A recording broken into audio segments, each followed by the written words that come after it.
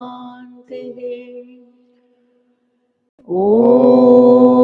सहना भवतु सहनौ भुनक्तु सह वीर्यं करवावहै तेजस्विनावधीतमस्तु मा विद्विषावहै। ॐ शान्तिः शान्तिः शान्तिः।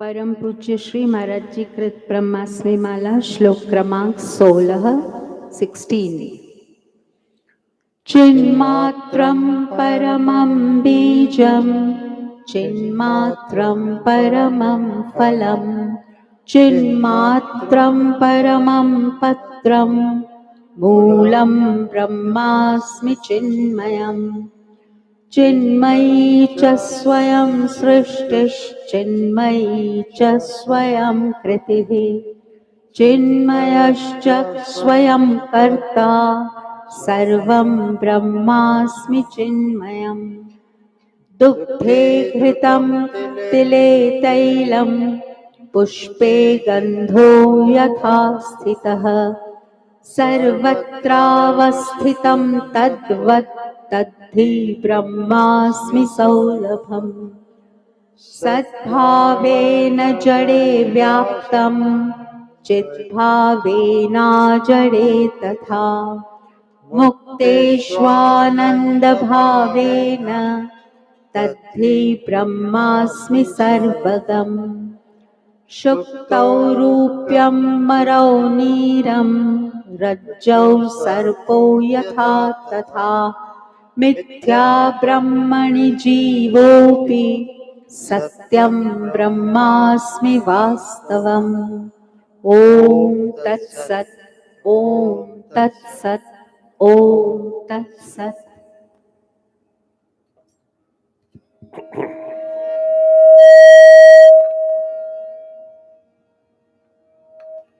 कृष्णाय वासुदेवाय हरये परमात्मने प्रणतक्लेशनाशाय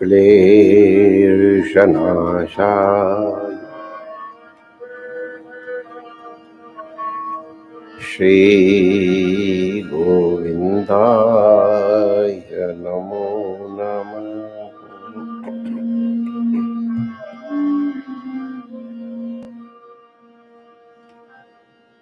ठाकुर हमरे रमण बिहारी हम हैं रमण बिहारी के। ठाकुर हमारे रमण बिहारी हम हैं रमण बिहारी के। साधुर हमरे रमण बिहारी हम रमण बिहारी के।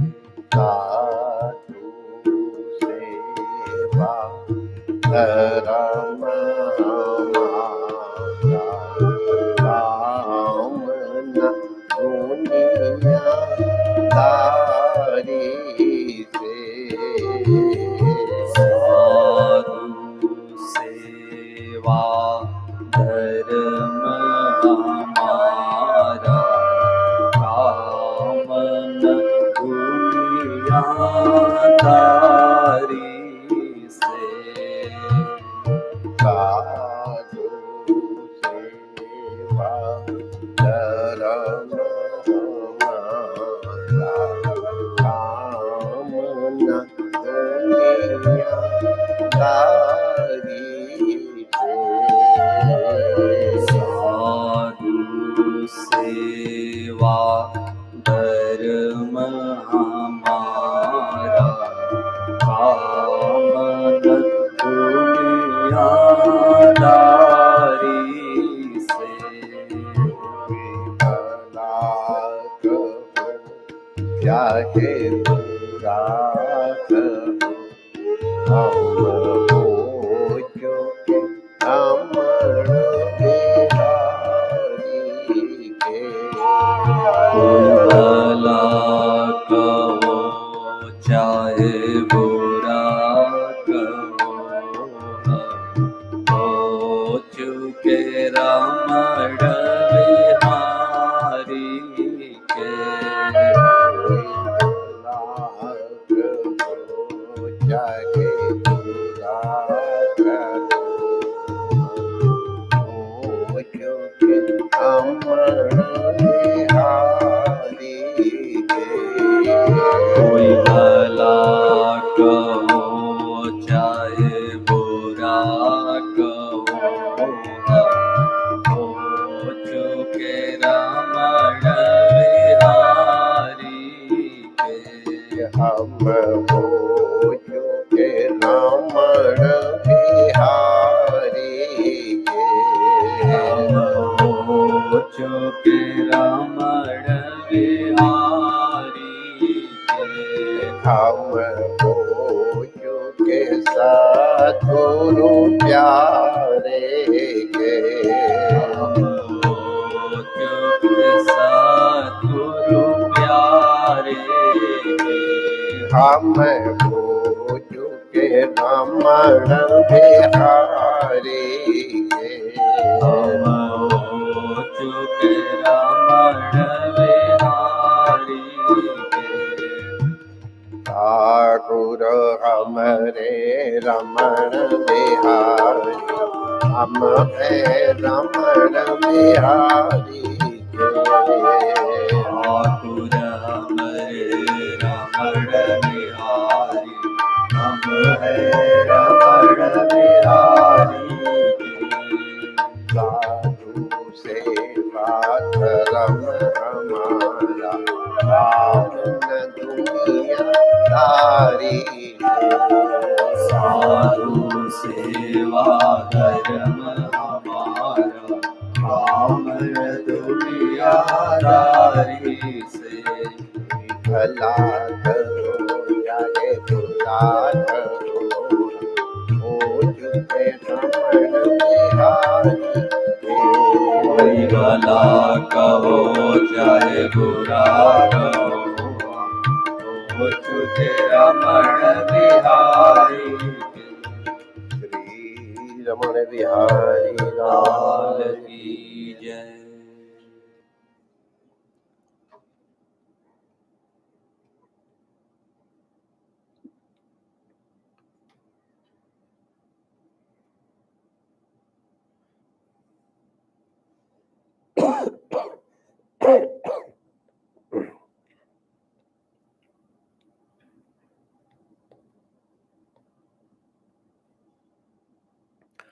भूतैर्यदा पञ्चभिरात्मसृष्टैः पुरं विराजं विरचय्य तस्मिन्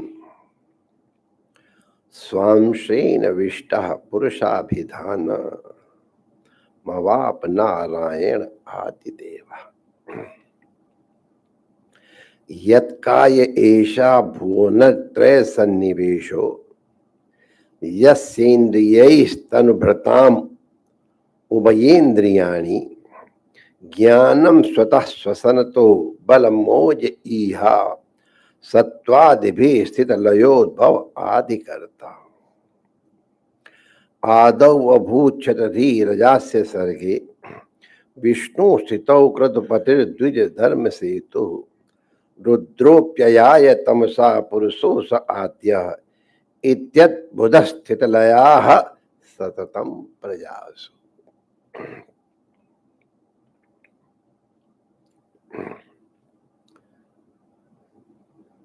सृष्टि की रचना का क्रम बताया जा रहा है।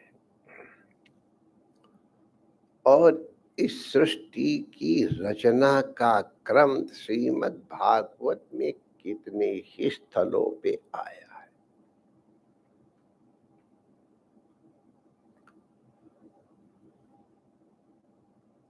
इतने स्थलों पे बार बार कहने का तात्पर्य है, किसी भी प्रकार से आपकी बुद्धि में ये स्थित हो जाए, वासुदेवः सर्वम इति।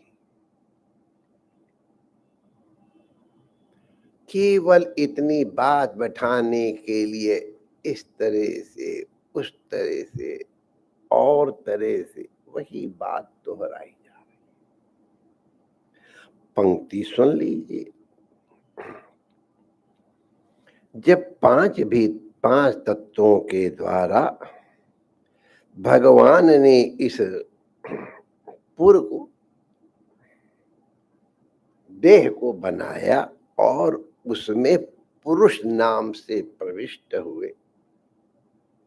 पुरुष नाम से प्रविष्ट हुए माने अपनी इच्छा से प्रविष्ट हुए हैं, किसी कर्म आदि के बंधन से नहीं।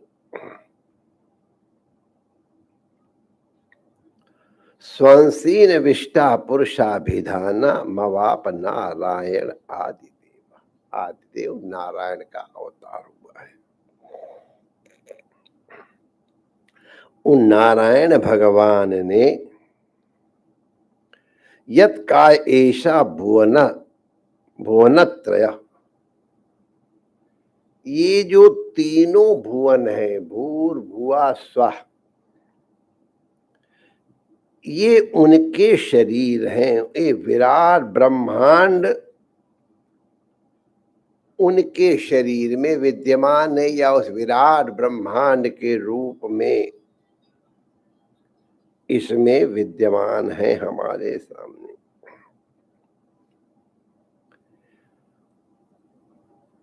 यस्येन्द्रिय स्तनुभृताम उभयेन्द्रियाणि, भगवान की ही इंद्रियों से, तनुभृताम माने हम जीवों की दोनों इंद्रियां, उभय माने दोनों, माने ज्ञान इंद्रिय और कर्म इंद्रिय। एक अंदर के भाव को बाहर प्रकट करती है और एक बाहर के ज्ञान को अंदर लाती है। अंदर की इच्छा जिनसे प्रकट हो वो कर्म इंद्रिय, बाहर से जो वस्तु ज्ञान करके अंदर ले आए उसे ज्ञान इंद्रिय कहते हैं। तो ये दोनों ज्ञान इंद्रियां और कर्म इंद्रियां उनकी ही इंद्रियों से हुए। ज्ञानम स्वतः श्वसनतो बलमोज इहा, जो जीवों का ज्ञान है ना, बड़ा अच्छी बात देखो, सावधानी से कहते, ज्ञानम स्वतः श्वसनतो,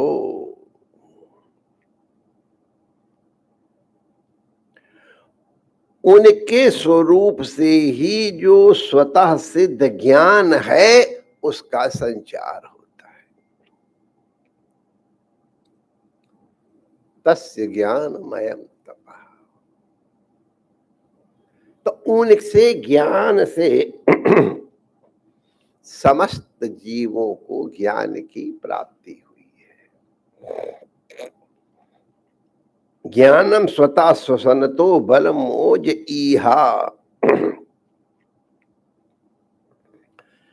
उनके ही श्वासों से, श्वास और प्रश्वास, सांस लेना और निकालना, इन सब से सब शरीरों में बल का संचार होता है। इस समस्त शरीरों के बल के संचार के हेतु प्राणों के रूप में परमात्मा ही है।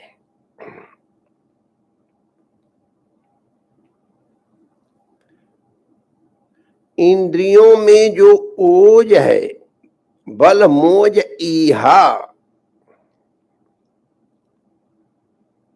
बल माने इनमें सामर्थ्य।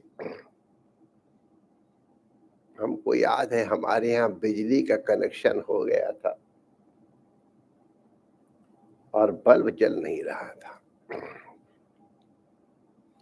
थोड़े दिन के बाद बिजली कंपनी वाले आए और उन्होंने ऐसे करके तार जोड़ दिया, अब आप बल्ब जला सकते हैं। जब पहला पहला बल्ब हमारे यहाँ जला था, हमको अब तक याद है। फर्स्ट रमन रीति में अब ठाकुर जी की सेवा में थे।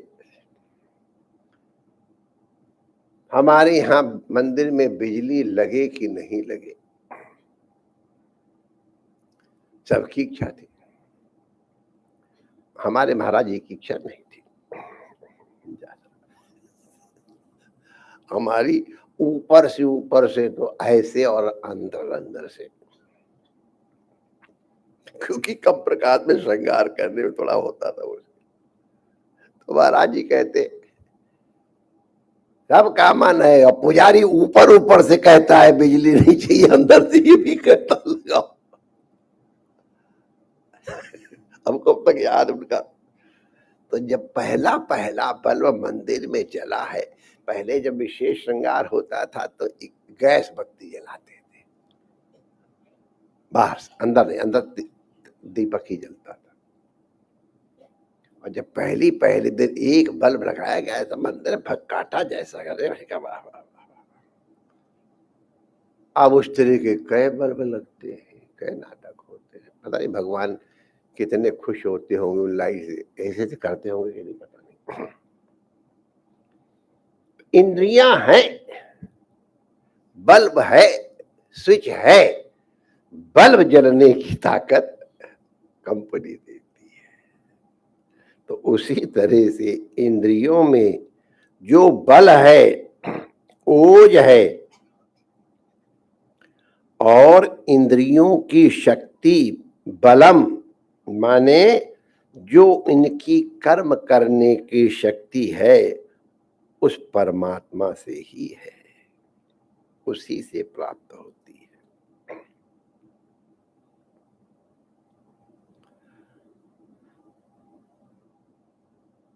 सत्वादि स्थित लयोद्भव आदि करता, वो नारायण आदि करता है।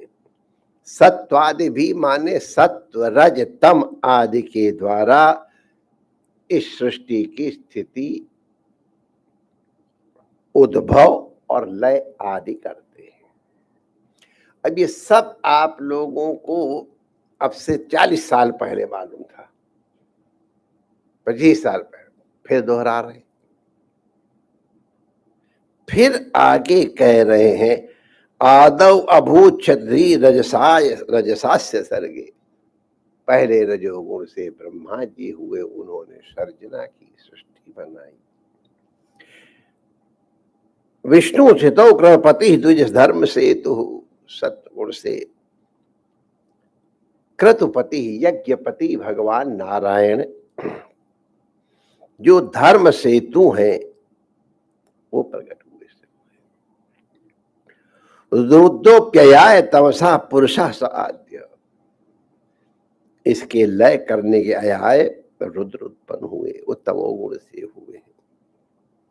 स आद्य पुरुष इत्यद्भुत स्थित लय सततम प्रजासु, उनसे ही समस्त प्रजा की स्थिति, उत्पत्ति और लय होता है। क्या नया बता दिया इतनी देर में, इतना टाइम वेस्ट करने की आपको क्या जरूरत थी। बार बार आपको संस्कार देना शास्त्र का मन है। आप हर परिस्थिति में भगवान को देखने का अभ्यास करो, बस इतना मतलब है। बार बार कह रहे हो नहीं हो रहा, तो फिर कह रहे हैं, फिर नहीं हो रहा, फिर कह रहे हैं।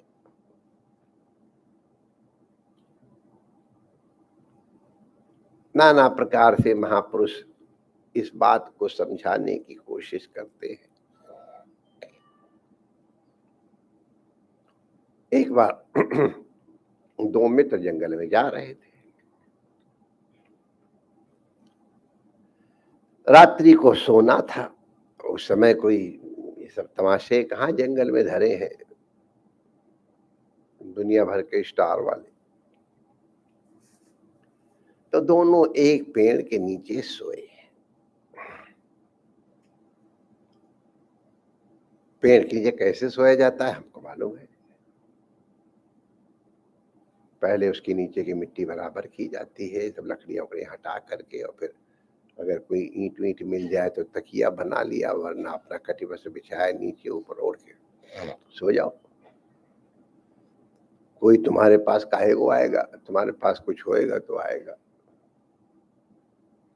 जिनके पास कुछ होता है वो रात को सतर्कता बरतते हैं, तो उनके पास था। तो मित्रों ने कहा आधी रात तक बंटवारा कर लेते, आधी रात तक एक सोए दूसरा जागे, फिर आधी रात दूसरा जागे वो सोए। जागृतो कुतो भयम, जागृता होगा, जागृता कुतो भयम। जो जागृत है ना गिरीश भाई, उसको कभी भय नहीं होता, समझ गए। जागृत माने नॉन स्लीप नहीं, जागो। वो हमारे उस्ताद लोग कहते थे जागो माने बी अटेंटिव, माने सावधान। जो सावधान है तो दुर्घटना नहीं होगी, सावधानी हटी दुर्घटना। जागो। तो जागृता कुतो भयम, जो जागृत है उसको भय नहीं होगा। कोई ना कोई अंतिम समय तक उपाय ढूंढ लेगा। वो भी जागृत हो, ये भी जागृत है, तो रात को जागो। तो एक कथा है, उसके जो वर्ण्य विषय उसको समझने की चेष्टा को तर्क वर्क करने की जरूरत नहीं है। आधी रात तक एक मित्र सोया,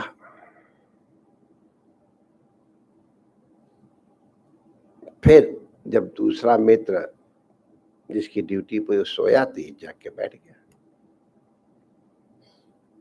तो कथा है कि एक सांप आया,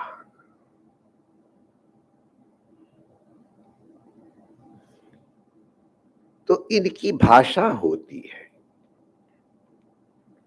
अगर आप भी सीखना चाहो तो कोशिश कर लो, थोड़ा प्रयास चाहिए। कई लोग वो उसमें तमाशे में आता तो है, वो पशु पक्षियों के साथ कितना प्रेम हो जाता है, समझते एक दूसरे की भाषा। सांप आया तो उसने कहा कि फनफनाता हुआ, तो उसने कहा कि अब इसको क्यों आया है तुम, माने मार सकता था वो, लेकिन एक बार उसको मारो तो वो तुमको मारेगा, तीसरी बार वो तुमको मारेगा, चौथी वो तुम उसको मारोगे, ये क्रम चलता रहेगा। ये ध्यान रखना, जिसको तुम मारोगे आगे वही तुमको मारने वाला है। तो उसने पूछा तुम क्यों आए हो? तुम्हारे मित्र को मैं काटूंगा। क्यों काटोगे? मुझे इसके गले का रक्त चाहिए। इसने हमारी पत्नी को हत्या किया था, उसके गले से रक्त निकला था, ठीक हो गई, लेकिन बदला तो लूंगा मैं, इसके गले का खून चाहिए। तो व्यक्ति समझदार था, उसने कहा माय डियर, अगर तुमको मैं इसके गले का खून दे दूं तो अरे फिर क्या बात, मैं जा रहा हूं, एंड थैंक यू, मुझे बिना प्रयास हमारा अभीष्ट प्राप्त हो जाएगा। अब इस मित्र ने सोचा, मैं उससे कहूं उठो, मैं तुम्हारे गले का खून निकालूंगा तो बनेगा नहीं। तो उसने सोचा मैं तलवार से इसके गले का काट करके, जरा इतने काटे हो जाता है, खून निकाल लेता हूं और खून निकाल कर दे दूंगा, नो हार्म डन। लेकिन मैं तलवार चलाऊं गले के ऊपर, वो कहीं हड़बड़ी में उठ के बैठ गया या कुछ हो गया तो अगर थोड़ी सी ही नसें तो कटनी है, हम उसके बचाने के लिए नाटक कर रहे हो, पहले ही गोविंदाय नमो हो जाए। तो उसकी छाती पर बैठ गया दोस्त, छाती पे बैठ करके इन दोनों टांग, जैसे कहा तुम लोगों ने घुड़सवारी की होगी, किसी ने की है घुड़सवारी? हाँ, घोड़े को बैठ करके जांघों से कैसे दबा के बैठा जाता है, वाह, गिरीश से पूछो बता देगा। ऐसे करके दबाया जाता है, जो जितना बढ़िया दबा लेगा घोड़े का घोड़ा समझ जाएगा, अरे भैया ये तो घुड़सवार तगड़ा है, फिर उसको गिराता नहीं है। और जहां कोई ढीला ढाला घुड़सवार मिला, धड़ाम से मेरे ऊपर चढ़ रहा है, वो बैठना तो आता नहीं, जब धड़ा से गिराता है। और देख लिया जांघों में दम है तो फिर कायदे से चलता है। सावधान रहना, अगर तुम्हारे दम है तो तुमको गिराया नहीं जा सकता है, और अगर तुम्हारे दम नहीं तो कोई भी गिरा देगा।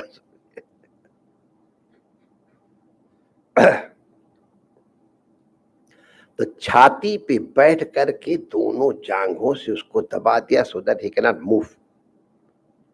और ऐसे हाथ रख लिया कि हाथ भी ना, और फिर तलवार उसके गले पे चलाया, उससे खून निकला।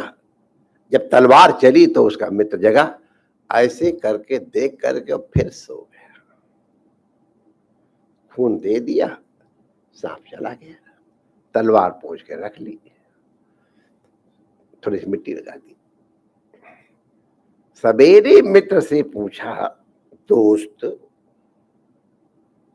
मैं तुम्हारी छाती पर बैठा हुआ था, दबा दिया था छाती से, मेरे हाथ में नंगी चाकू थी, मैं तुम्हारी गर्दन पे चला रहा था,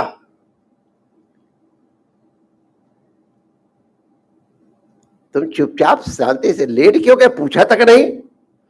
जब पहले तलवार चली तो मैंने कहा ये कौन है, मैं देखूं, और फिर कैसे इसको इस तलवार चलाने का मजा चखाऊं।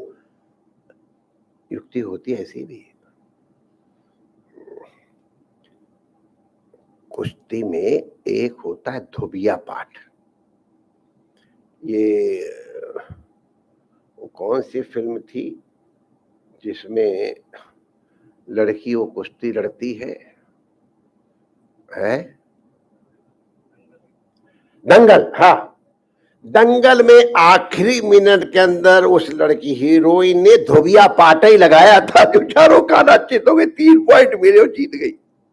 उसको धोबिया पाट कहते हैं। यूं पकड़ करके धीरे यूं कदम ला करके धड़ाम से चारों खाने चित्त कर दिया जाता है, उसको धोबिया पाट कहते हैं। लग गया धोबिया पाट तो आदमी गया। लेकिन अगर किसी को आता है, जैसे ही धोबिया पाट लगा, हम जाने वाले हैं, उसके नी के बीच में थोड़ा ऐसे धक्का मार दो, बस उसी का धोबिया पाट हो जाएगा। वो वजन रहेगा नहीं, और तुम्हारे वजन से छट से गिर जाएगा, और फिर क्यों उसको धड़ाम से। ये कुश्ती के थोड़े थोड़े बता दिए जाते हैं। हमारे जीवन में यही है, कुश्ती है, स्ट्रगल फॉर एग्जिस्टेंस। तो तलवार कोई गले पे रखा हो, किस तरह से तलवार को उस तरह करके उल्टे उसी के ऊपर किया, उसकी भी ट्रेनिंग है। अब हम तो नहीं देंगे, I am outdated, if you want तो उसके है विद्यालय होता है। तो जैसे मैंने तैयारी की दूसरे को अभी, लेकिन देखा, अरे यार तुम मेरी छाती में बैठे हो, तलवार तुम्हारे हाथ, तुम्हारे का, आप क्या चिंता है, मैं सो गया। कुछ समझ में आया? छाती पर बैठा है, नंगी तलवार है, गले पे चला रहा है। अरे यार तलवार तेरे हाथ में, फिर क्या डर है, तो मेरा दोस्त है ना।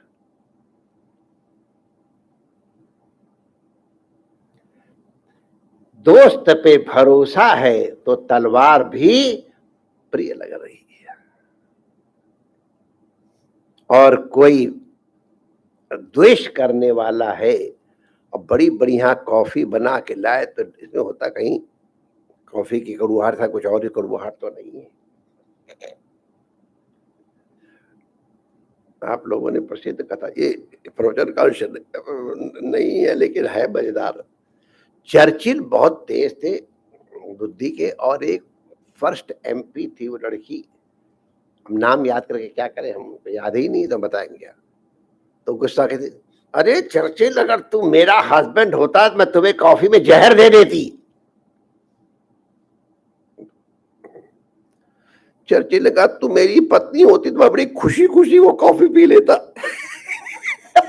वो बेचारी का इतना बड़ा मुंह रह गया, तू मेरी पत्नी हो तो मैं खुशी खुशी पी लेता, चल झट पीते थे। अब ये उन दोनों की बुद्धि वो ऐतिहासिक मजे कथन हो गया है। तो अगर बढ़िया कॉफी भी नहीं जा रही है तो देखना पड़ता है, समझ गए।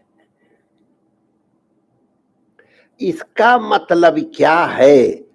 भय कम ये सब के सब तब व्यथित करते हैं जब हम भगवान को भूल जाते हैं।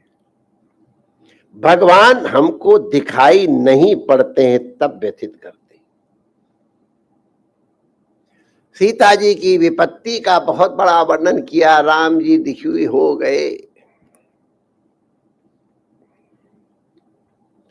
तब हनुमान जी ने कहा, नहीं महाराज जी आप दुखी मत हो, सीता जी की विपत्ति बहुत अधिक भयंकर है, पूरा वर्णन है, लेकिन महाराज आप चिंता न करो, वो विपत्ति नहीं है। अरे इतनी मरी जा रही, तुम कह रहे विपत्ति नहीं है। तो कहा हनुमंत विपत्ति प्रभु सोई। विपत्ति कब आती है my dear Ram ji? My dear नहीं कहा, हमने कहा है, हे राम जी विपत्ति कब आती है? जब भूल जाते हैं हम भगवान को। का हनुमंत विपत्ति प्रभु सोई, वही विपत्ति है, ऑपरेशन तलवार विपत्ति नहीं है। जब तब सुमिरन भजन नो। जब हम तुमको भूल जाएंगे, बड़ा बढ़िया भजन गाते, ये गाते हैं इनके मित्र गाते हैं, वो दिल का जो तुमको भूल जाए है, सिनेमा गाना नहीं, जो हमारा वो गाता है मनोज, जो भी मतलब वही है। विपत्ति का मतलब है भगवान को भूल जाना।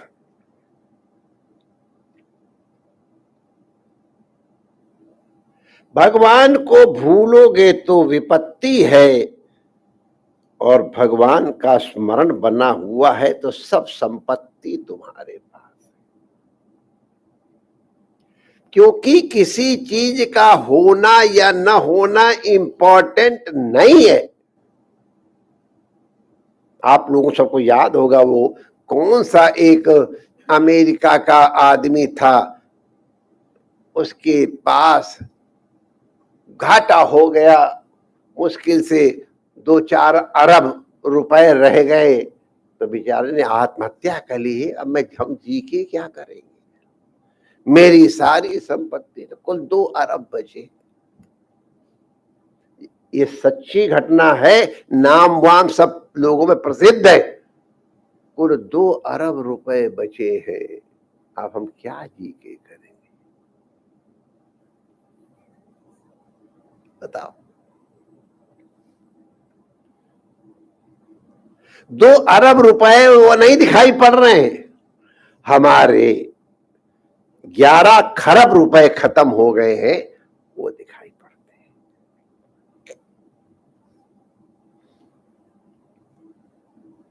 मेरे पास जूते नहीं है, बहुत प्रसिद्ध कथा है, मैं तब तक दुखी था, मेरे पास जूते नहीं है जब तक मैंने उस व्यक्ति को नहीं देखा था जिसके टांग ही नहीं है और वो भी जी रहा है।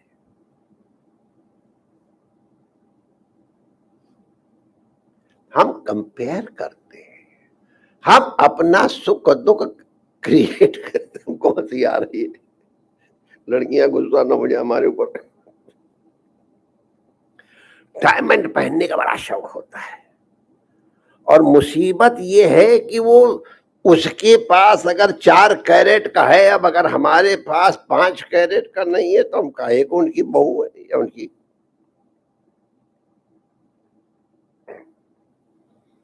अब हम उधर नहीं देखेंगे क्योंकि उनकी फैमिली की बात है, ऐसे देखता हूं।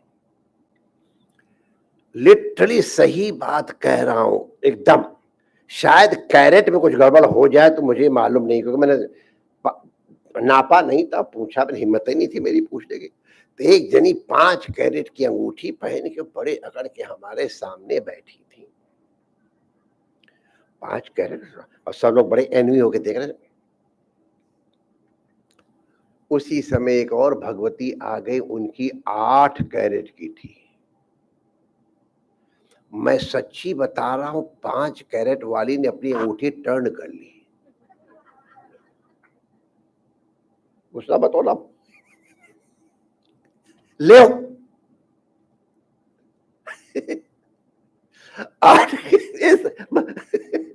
रमन रेती की हमारे उस हॉल की घटना है, और मैं सीधे वो तमाशा देख के हमको इतनी हंसी आई। हे भगवान, इधर 5 कैरेट का न जाने कई करोड़ का होता है भैया। हम दाम नहीं पूछेंगे, जान दो क्या करना, हमको खरीदना ही नहीं है। एक बार हमारे गले में फांसी लगा दी गई तो बची थी किसी से, हमको दिया गया था एक बार हीरा।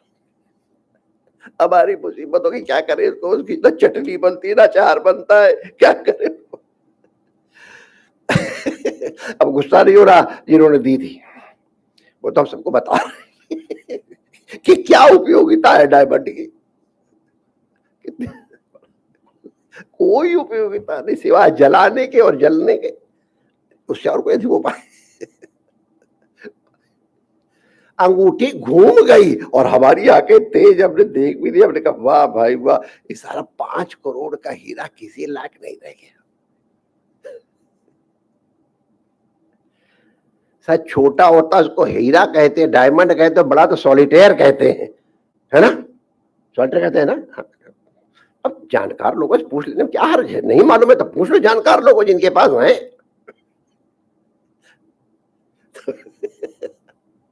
अरे भाई डियर, वो 8 कैरेट का पहन के आई, उनको तो देखो जिनके पास 1 कैरेट का बड़ी मुश्किल से है,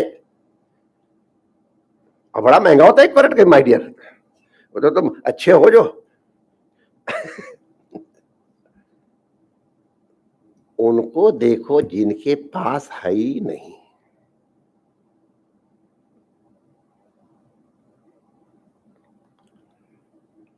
ये दुख किसने क्रिएट किया? हीरा हमको दुखी नहीं कर रहा है माय डियर, हम भगवान को भूल गए, इसलिए हीरा घुस गया और हमको इंफीरियरिटी कॉम्प्लेक्स से ग्रस्त कर गया।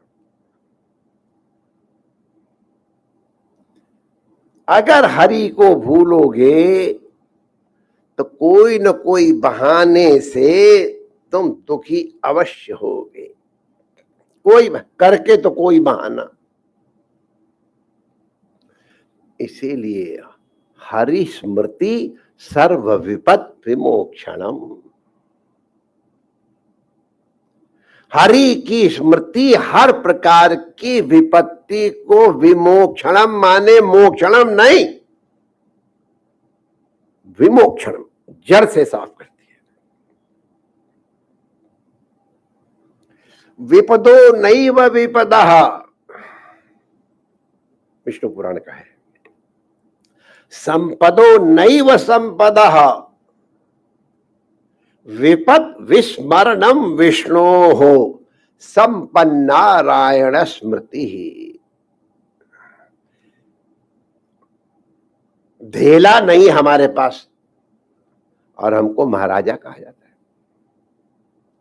प्रवृत्ति वाले महाराज आए हैं, महाराज कौड़ी नहीं खजाने में। चाह गई, चिंता गई। जब चाह चिंता दोनों नहीं है तो मनुआ बेपरवाह मस्त है।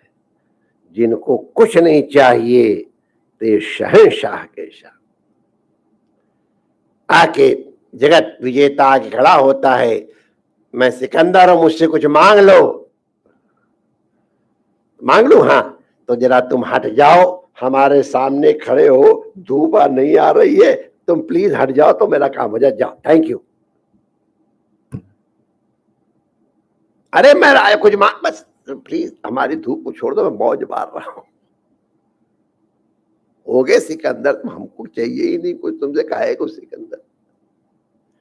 तो हरि स्मृति सर्व विपद मोक्षण के साथ कहा है, विपदो नैव विपदः संपदो नैव संपदः विपद विस्मरणम विष्णु। विष्णु माने जो सर्वव्यापक है, विष्णु थे विष्णु, सर्वव्यापक का नाम विष्णु है। सर्वव्यापक को भूल जाना विपत्ति है, सर्वव्यापक स्मृति में बने रहे ये सबसे बड़ी संपत्ति है। अब कॉफी आ रही है कि तलवार आ रही है, it doesn't make any difference. हमारी डार्लिंग अगर कॉफी लेके आ रही है, हमारा डार्लिंग अगर तलवार लेके आ रहा है, अब आप लोग अपने आप को जरा प्रैक्टिकल लेके आ जाओ। कीमोग्राफी कराने के लिए कौन लेके जाता है? जो तुम्हारा सबसे प्यारा होता है, वही लेके जाने को उसी में जिम्मेदारी पड़ती है बेचारा। ये मेरा है तो मेरे कल्याण के लिए ले जा रहा है, इसका प्यार है इसलिए ले जा रहा है, तो कीमोग्राफी का दर्द कम हो जाता है। और कभी कभी इतने बढ़िया पलंग के ऊपर किस तरह करवटें ली जाती है, भगवान न करे आप लोगों को अनुभव करने को मिले। बाप रे बाप, इतना सब कुछ। एक बहुत बड़े परिवार में हम गए थे, very very big business house. उसकी जो सबसे बड़ी लेडी थी बहुत प्रेम करती थी। एकांत में हमारे पास ऐसी हिचकी मार मार के रो रही थी, हमको पहले तो अपने ऊपर विश्वास नहीं गए। एम आई अवेक? फिर देखा, यस इट्स अ फैक्ट। इस तरह से हिचकी मार मार के रो रही थी। That was the last day I had any respect for money. मेरे धन के ऊपर से श्रद्धा ही खत्म हो गई। बाप रे बाप, उनका फ्लैट कितने रुपए का होगा उस समय? आजकल तो यार रुपए का, अभी हमको भरत भाई सवेरे में बता रहे थे, ये बिल्डिंग टूट रही है और इसका एक फ्लैट 250 करोड़ का है। ले 250 करोड़। हमारी तो बुद्धि ही नहीं काम करती है। एक बार हमने किसी से कहा था, मुझे 1 करोड़ रुपया दिखा तो दो, कैसा होता है? तो सूटकेस में लेके आके मुझे दिखा गई है, मतलब 1 करोड़ देख लो, पर देखा ही नहीं। 250 करोड़ एक फ्लैट, पूरा बिल्डिंग नहीं। आज सवेरे की घटना है, आज की ताजा खबर।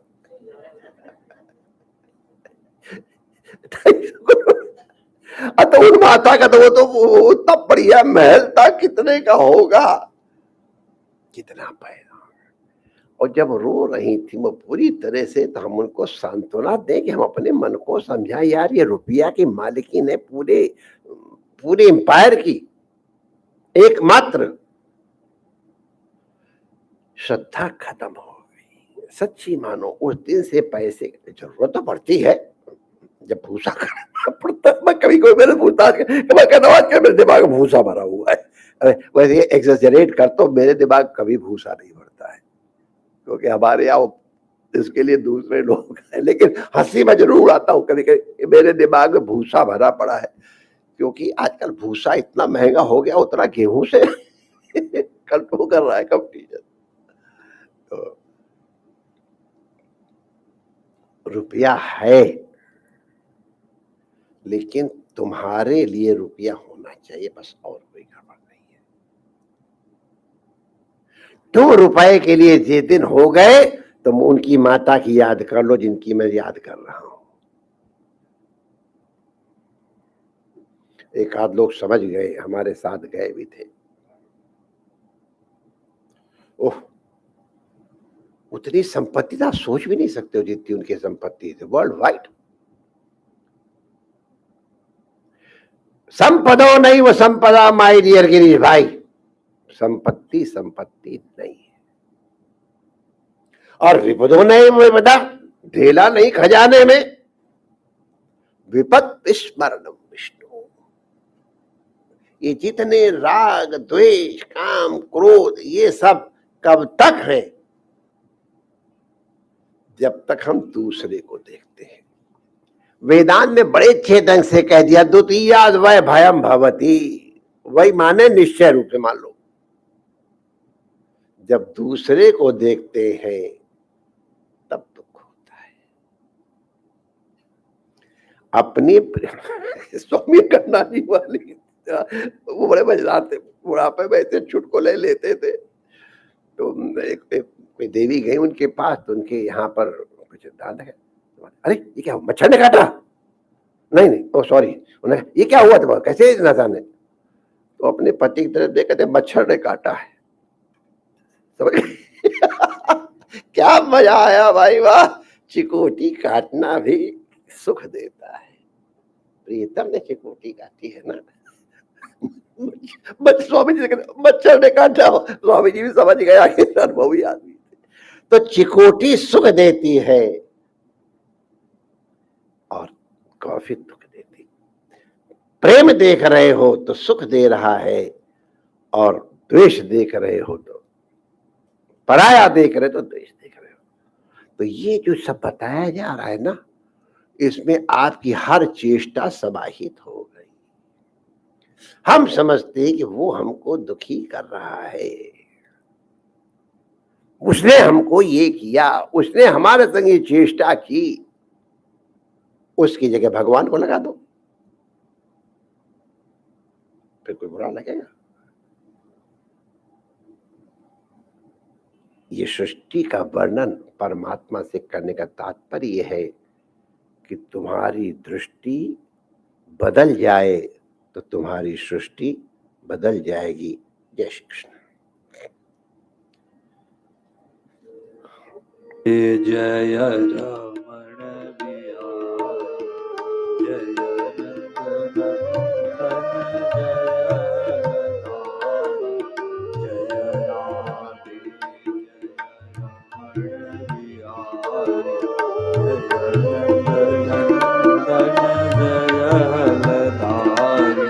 शरण शरण प्रभु शरण तुम्हारी, जय गुरुदेव हम शरण तुम्हारी। शरण शरण प्रभु शरण तुम्हारी, जय गुरुदेव हम शरण तुम्हारी।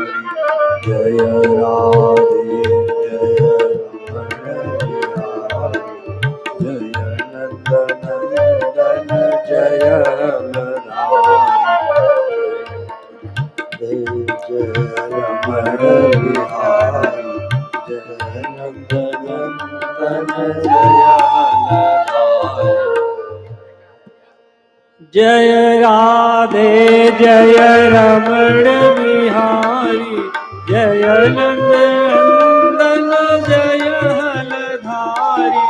जय राधे जय रमण बिहारी, जय नंदन जय हलधारी। शरण शरण प्रभु शरण तुम्हारी, जय गुरुदेव हम शरण तुम्हारी। शरण शरण प्रभु शरण तुम्हारी, जय गुरुदेव हम शरण तुम्हारी।